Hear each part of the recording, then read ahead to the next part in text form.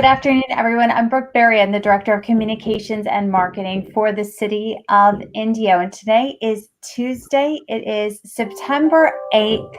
And we want to talk about the census because just over 3 weeks from today is the deadline for self-response. And right now, Indio's response rate still falls just under 52%, which is 15% lower than the average in California. We're going to talk to a couple of very important people within the city of Indio, get their perspective and answer your questions. But I want to just start off by showing you a quick video from the census that will maybe help you understand a little bit how important and how crucial it is for everyone to participate. This isn't about today. This is about the next 10 years. But this is something you can do today. You can make a difference today by filling out the 2020 census. The census impacts hospitals, schools, and public transportation. The 2020 census counts everyone, whether you rent, own, or live at home, including roommates. Taking the census is quick and easy. It's only 10 questions. Shape your future. Start here at 2020census.gov. You guys have a good day.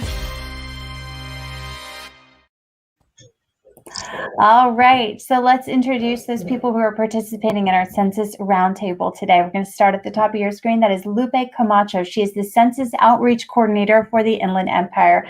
And also just below her is Reverend Larry Holloway. He is the Senior Pastor at First AME Church in Indio. And thank you all so much for participating in this roundtable right now today, everyone. Thank you. Thank you for having us. Thank you very much. I'm glad to be here. Lupe, why don't we start with you right now and just get us up to speed on what's happening with the census, why this self-response date was pushed up for about a month, and some of the challenges that you and the other folks from the U.S. Census are having in really driving up those numbers. Thank you so much, Brooke.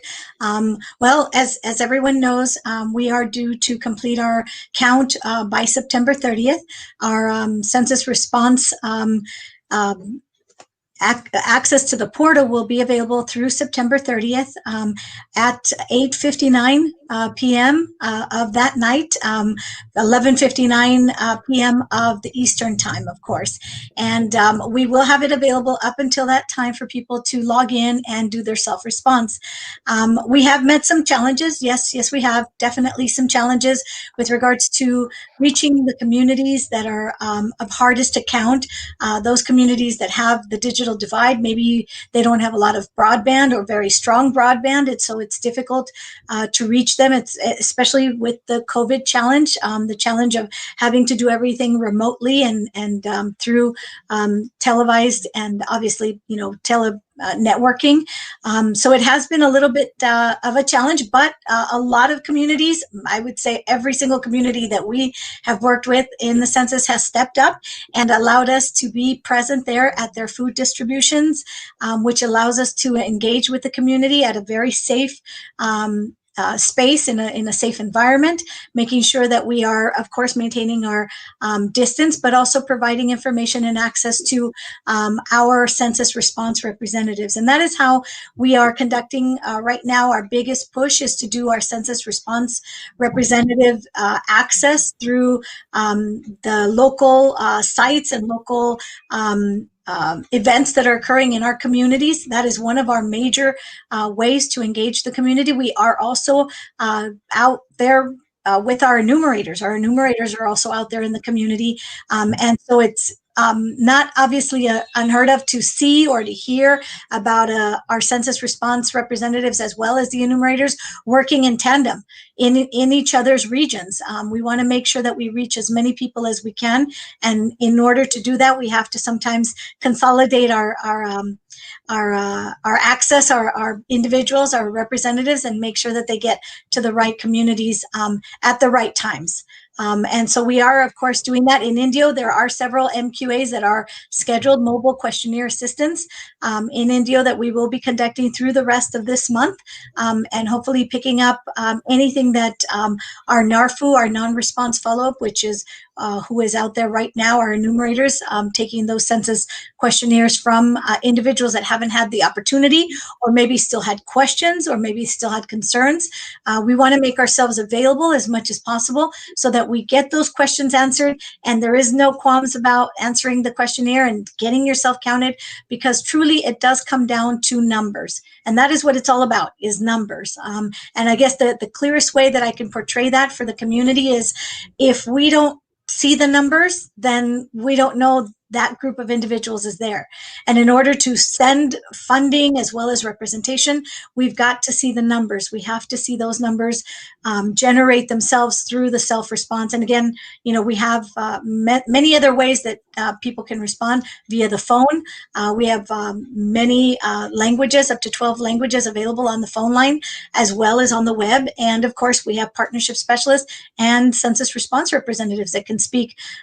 Predominantly, of course, our language here in our Inland Empire is Spanish, our second language, but we also have Chinese and Vietnamese and various other languages that we do provide to assist the community to make sure that they're comfortable and happy and are looking forward to responding and to getting their families counted. So yeah, those are the kind of things that we're looking at. We have met challenges, but we are working to head them off at the pass as much as possible. So Lupe, as you were talking, you saw me bringing up a couple of different graphs here too. And I want to bring in Pastor Holloway right now, who got a chance to take a look at some of these graphs that we were talking about that really show the disparity in participation between some of the communities in Indio, and not only in California, but in the United States. And Pastor Holloway, just sort of anecdotally, what have you heard from people with regard to reaching out and participating in the census? Well, one of the major and probably most profound questions that my parishioners have asked me is, what is it that they personally can do to push the census, to get people to participate in the census? What is it that they personally can do? So is that a question that you can answer for us, Lupe? What can people do to participate? One of the most effective methods that we have found to make sure that everybody sort of partakes in this count is to talk about it. To talk about it with your family, your relatives, your friends, the community members that you speak to on a daily basis. Sometimes just letting them know that you are very proactive and that you are there to connect them with someone if they should have any questions, concerns, doubts. I make myself so available, my partnership specialist as well, to make sure that if there is any concerns, that we can address them and we can provide a response that will clarify and make the process very transparent, because it's very, very simple. It's 9 questions. If there's any locations, for example, the Reverend mentioned about what can they do. One of the wonderful things that we have is our partnerships with our faith-based organizations, and they are the trusted voices in our community. And I guarantee that to you 100%, because I have seen entire communities turn around from being very hesitant to talk to the Census Bureau. We are a federal agency, yes we are, but we're also residents. We live here, we eat here, we go to school here, we work here. So all of us that are part of this census family that is local. And that's why we do this. That's why the Census Bureau does this. Make sure that they recruit and they hire from within the community, because they want everyone to know that this is a community organization. It really is. And if you can pass that on, if just the normal person sitting, at the restaurant or maybe going to the grocery store says, hey, is there a way that, I could put up a flyer or something of that nature? Sometimes something as small as that is very important, particularly for our very rural areas where we find that a lot of individuals get their information from the local small store that is in their community. But really talking about the census. I remember I had another Reverend gentleman, very, very nice, that I work with in San Bernardino. The name slips my mind right now, but he was always talking about, we got to make this the talk of, like, the breakfast table. We talk about it, we understand it, we discuss it. If you have any apprehensions, let's bring them out. Let's talk about them, because people have different backgrounds with a federal agency, let's say. And I know as a Latina, I've had individuals pull me aside after my presentation and tell me that the reason they didn't want to answer the census was because they thought that they were going to get called on some tickets that they owed, or back taxes that they hadn't paid, things of that nature. We have to clean that information, make sure that people understand none of that comes to bear. We don't communicate with any other federal agency. It is by law that we preserve that information, very confidential. And I mean, it's something that is a federal law. And again, just to make sure that people feel comfortable, because I think that although some individuals may feel comfortable with it, they still hesitate, and they still kind of they don't reach out and say, well, where can I go? How can I do this? We are publishing our MQA sites for the cities to know where we are going to be, as well as, of course, our enumerators going around the neighborhoods and asking the communities that haven't, the houses that haven't responded, if they can help them answer the questionnaire. So really keeping the topic in the front, I think, is important. So let's take a look at this census tract map. We have a link to this right now on indio.org/2020 census. And what we can really see here is the disparity in communities where there is higher participation and lower participation. So if it's hard for you to see, basically what we're showing you is the darker the orange, the lower the participation rate. This is current, what you're looking at right now as of Thursday of last week. We update these numbers on indio.org every Thursday. And then the darker the purple color, the more concentrated the response rate is. So right now, these census enumerators are literally walking neighborhood to neighborhood, knocking on doors in these lower participation rate communities, asking people to take part and walking them through the process. And I want to just speak to a couple of comments right now that we're getting on our Facebook page, and maybe someone can jump in there and address kind of the problem with what's happening right now. Because I know, Pastor Holloway, you were saying just this lack of face-to-face right now is making things very challenging. But so one person who's watching on Facebook right now said, it's not getting yourself counted. You must do the counting.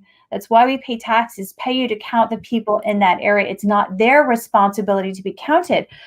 But right now, I'm not going to speak for everyone. I think it's very tricky to answer the door, to feel like you can open the door to someone who's knocking on the door. And, I don't know. Do you guys want to jump in a little bit there? Sure, Reverend. Is it okay if I jump in? Would that be all right? That's great. Okay, wonderful. Thank you. Yes, it is our job to count. Census Bureau is tasked to count individuals. And we try to do it in the friendliest manner possible, so that people do not feel that they're going to be chased by the police if they don't, or that they're going to be watched, or that they're going to be singled out if they don't. We are a free country. We are allowed to decide as people to not vote, to not get counted, to not file our IRS tax returns. We are there are, because we are a free country, we need to take into consideration that implementing a format by which we require everybody to adhere to something that is supposed to be of your own free will. You live here, you pay your taxes to help your community. You also get counted and vote, participate. Those things are all part of the free will of us as residents. And I feel that deeply, because I wasn't born here. I'm naturalized, and I know of a country where there is no choice. That's where I came from, and here there's a choice. It's a beautiful, wonderful choice, and we, the Census Bureau, do as much as we can to try and assist and help individuals get counted by making it very accessible and very easy for people to access. But ultimately, if the individual is choosing not to be counted, it is a choice. And although I would love to see, and everybody from the Bureau would love to see all of the entire country counted and see everyone respond, it is still an individual choice. I have had individuals come to me and tell me, look, I know you're going to give me your song and dance, but you're wasting your time with me because I'm not going to get counted. And for no reason, just their philosophy. That was a philosophy, a personal philosophy, and it's tough to go against somebody's personal philosophy. So we try our very best. Census Bureau does, of course, all of the technological background to get everyone counted, and on top of that, of course, we do the actual physical outreach. That is why I'm here. That is why our partnership specialists are there. The only wrench that we got thrown in this time was the COVID. The COVID. Jump in. Yeah. The COVID really threw us for a spin, man. That was just the biggest. We had so many events scheduled, and we had a lot of really good outreach and interaction that we had scheduled, and it all had the bottom just fall right out of it. And I was disheartened by it because I worked so hard personally as a resident of the Inland Empire to do these events, put them together. But we suddenly found ourselves not being able to go out. So yes, the Reverend Holloway is absolutely correct. The COVID really put a huge, kink in our situation, and we've been trying to recuperate ever since. And we will continue to meet the challenge head on as much as we can. But it was a very, very tough thing for us to overcome. And let me jump in, Brooke. Please do, yes. Also, based on that philosophy of someone's job to count, what everyone needs to understand is it is your community, the place where you live, that suffers when you are not counted. And so to put it strictly from the standpoint of whose job it is to count, if we see a fire, we don't stand by and wait for the fire department to show up. We do everything we can to assist until they show up. So just because someone has a job doesn't mean that we wait for the job to be done, even though they might not be around or they might not be available to do the job. So it is our job to get counted. But as Lupe said, we live in a free country and we have a choice. Unfortunately, the choice impacts the community in which you live. And if it doesn't impact you personally, it impacts your neighbors. Yeah, that's so true. And there were some numbers that were tossed about a little bit earlier, and something that we're hearing: $2,000 per person per year. And when you try and do the math on that, of a city Indio's side, 100,000 people, you're talking more than millions of dollars, money that gets reinvested into the community where we live. So it's not enough to be passive. We need to be active with this. Absolutely, absolutely. And a lot of the community forgets that all of that money needs to come to us because we have the population. It's based on population density and density alone that it gets changed or modified once our local elected officials and local governments get involved is a completely different thing. But getting counted and letting the government know, the federal government know, we are here and we need the assistance and we need the vaccinations that we're going to need for this COVID situation that we're all in, is extremely important. Otherwise, we as a total community are not going to receive what we should receive based on our population numbers. We do have another comment, and this is from someone on Facebook, so I wanted to share that while we could, so that the people who are watching right now know that this is their opportunity to ask questions. And this is actually from Wanda, who says, is there a way to double check my completion of the census for my family? I think this is a good question, because I was speaking also with our council member Wayman Furman earlier today, who is just really advocating for people to participate. And he shared with me that not only was he visited by a census taker within the last week, but he got a letter this week advising him to complete the census, but he had done it months before. So what's going on, Lupe? How can you assure us in the process? I'm glad that you asked that question. Thank you, Wanda, for asking that question. Very important, because I went through it myself, just to kind of relate to you. I test everything that is given to me for the Census Bureau, again, because I am, first of all and foremost, an engineer in profession. So I got to test. And redundancy. I love redundancy, just to make sure we catch everybody. So I started looking into it because I did receive some calls from cities that were telling me, hey, we've already answered. We answered a couple months ago, back in March, as a matter of fact, when it first opened. And then I recalled, wait a minute, I answered on the 12th of March, when we were actually told, go home. You can't be out, talking to people. The COVID is out there. It's ramping up. You got to go home. So I remember I answered. We all did. A lot of us did. And so what is happening is that because of the self-response, it allows for leeway in the computer program to enter your address in the way that you normally enter your address. So just to give you an example, I entered my address back in March 12th. I entered it, my street is 3rd Street, but I entered it with the 3rd spelled out. And I did it because both poles on the corners of my block say 3rd spelled out. And I've always entered it that way for 25 years that I've lived here on 3rd Street in Rialto. So I went ahead and entered it, put it in, not a problem. Thought it was fine, everything's great. And it is included. I did verify, and I am going to tell you how to verify yours. But I also received the invitation to answer. I also received the questionnaire, the paper filing. Now, we do things on redundancy. That is true. We do. So you will find that you will get the paper questionnaire and an invitation, which I received both of. Okay. But it wasn't until recently that I thought, well, wait a minute, what is happening here? So I got in there and I entered my code, the code that they give you, the census ID code, right? Your census ID. I entered it, and the address that popped up, that populated based on that code, on that census ID code that I received through the mail, was 3rd, the number 3RD, instead of 3rd spelled out.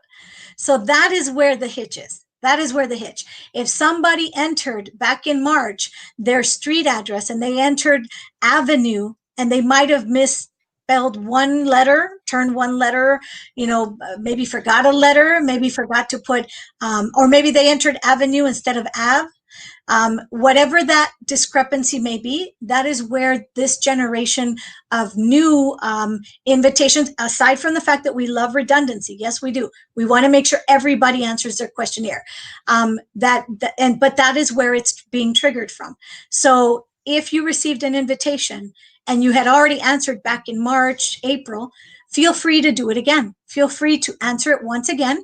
It creates a bit of work for us because our algorithms have to go through it, and then we go through, check every single one, make sure that we do that quality control check.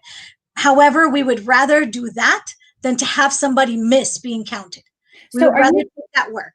So, Lupe, are you saying that if you have already filled out the census, but you still get visited by a census taker and you still get additional items in your mail, just to go ahead and answer again?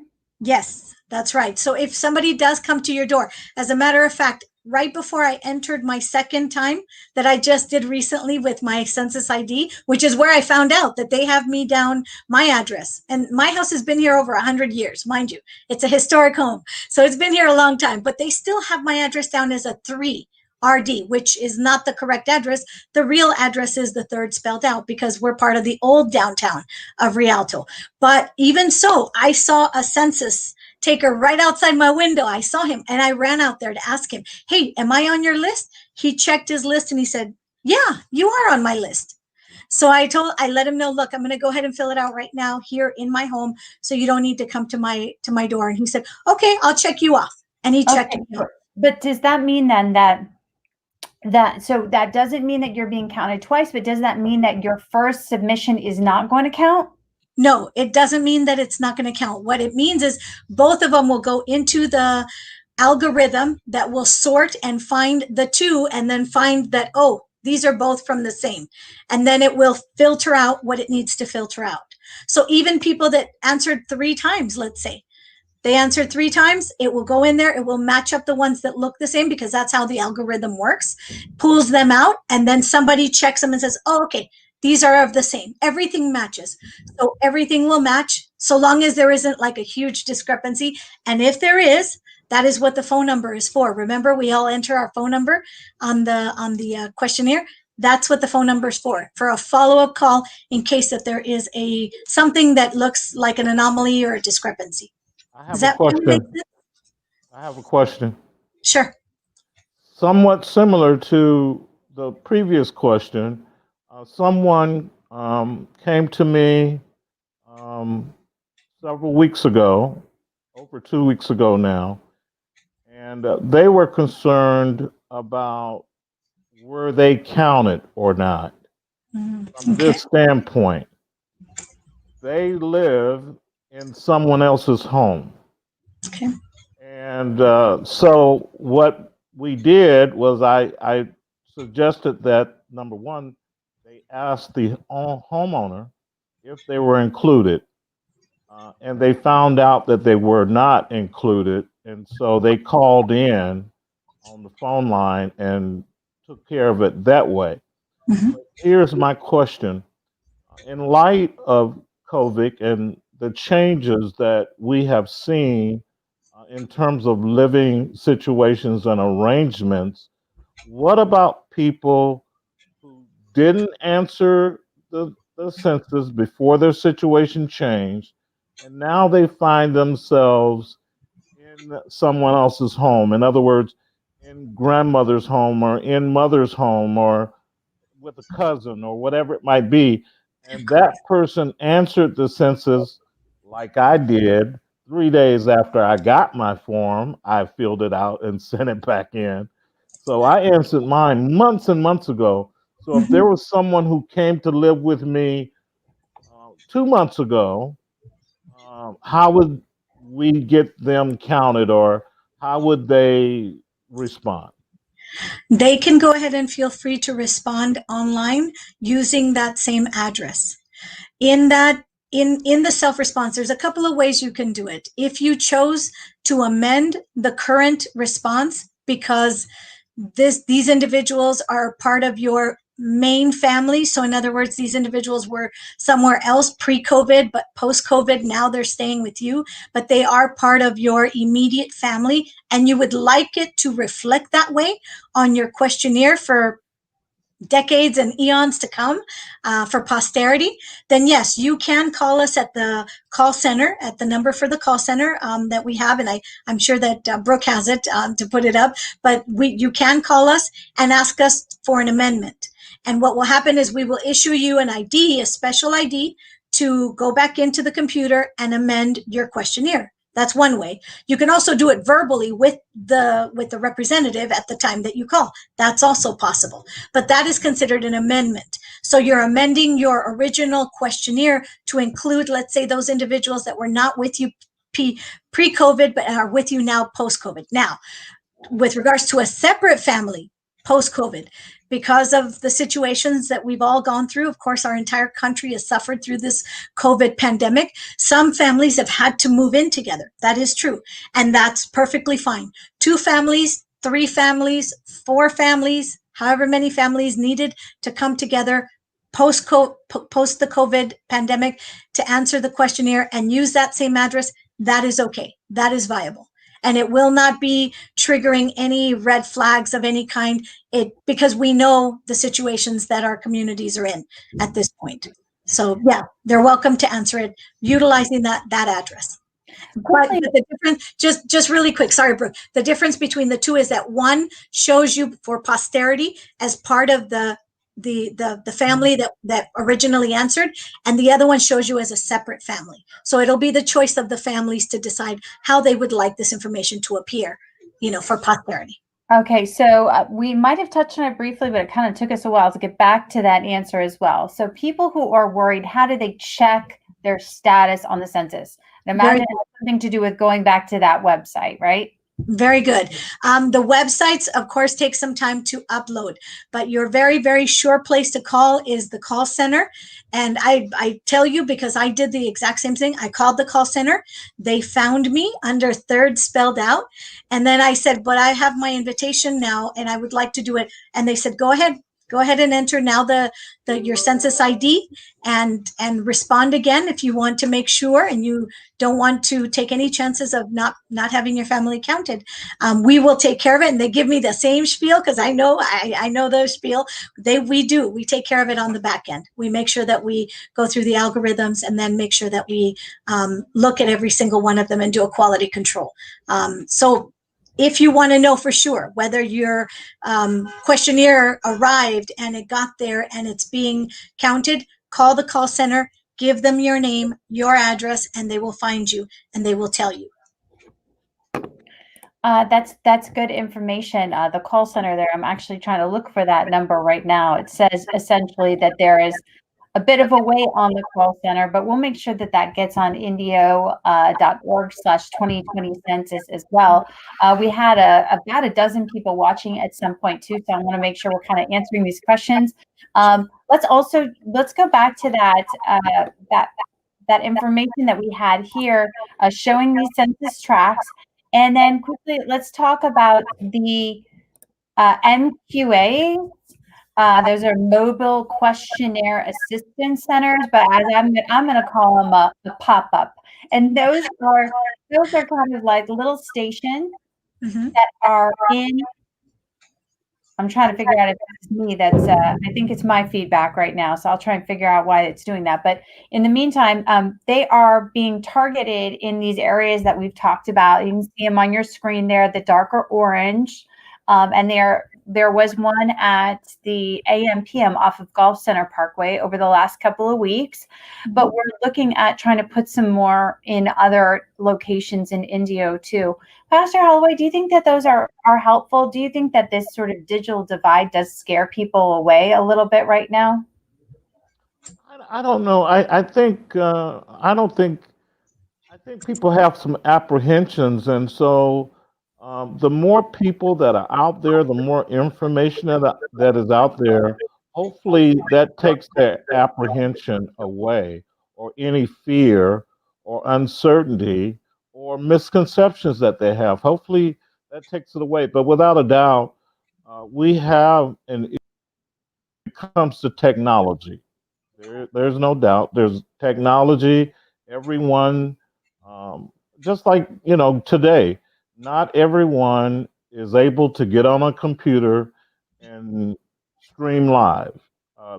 Some people have a computer and don't have the wherewithal, the know-how, to actually get it done. And so there's a lot of different issues. So we need to have people who are seeing people in whatever way they can, whether it's by phone, whether it is by handout. I know, and I was going to say to Lupe, my church hosts a food bank the third Saturday of every month. And I'm more than sure one of your people was there last month. But with the deadline ticking, I want to make sure that someone is there this month. Sure. So next Saturday, not this Saturday, but the third Saturday, make sure someone is there, because the more information we can get, the more times you can, encourage people to do this, the better. Absolutely. Absolutely, Reverend Holloway. And we will not only just be there ourselves, us as partnership, but we can bring our census response representatives to actually take people's questionnaires if they are ready and willing at that moment. And again, don't despair if you don't feel comfortable. We can take your name and phone number and have a census representative contact you at a moment of your convenience when you're comfortable at home and take your questionnaire over the phone as well. We can do that as well. Well, we appreciate both of you for participating in this today. We hope that we can do this once or twice more before September 30th. In the meantime, Reverend Larry Holloway from First AME Church in Indio and Lupe Camacho, she's the Census Outreach Coordinator for the Inland Empire. It's really everyone who's watching, it's your opportunity to ask questions and get them in real time. And if you feel like your questions were answered, go ahead and share this and be the census influencer. If you've already filled it out, please encourage other people to do so. And if you know a lot of folks, that is the best way that you can help our communities get the funding that they need and that they deserve over the next 10 years. This link will be shareable for anyone who wants to, and I would encourage everyone, please, to go to indio.org, check out the response rate, get some answers about how to identify census takers, get some answers to frequently asked questions about why am I being asked this question? And we have it there for you in both English and Spanish, and share it with people who might have some trepidation about filling out the census. Thank you so much from the City of Indio. I'm Brooke Berry, the Director of Communications and Marketing, and good luck, everyone. We have a countdown of, let's see, some quick math here. Just less than 3 weeks, so just about 22 days or so to make sure you get this filled out. And have a terrific afternoon. Thank you. Thank you so much, Brooke, for having us. Thank you, Reverend Holloway. Thank you. Thank you. It was my pleasure to be here. Thank you, Brooke. Thank you, Lupe. And we'll do it again. All right. Terrific. Thank you.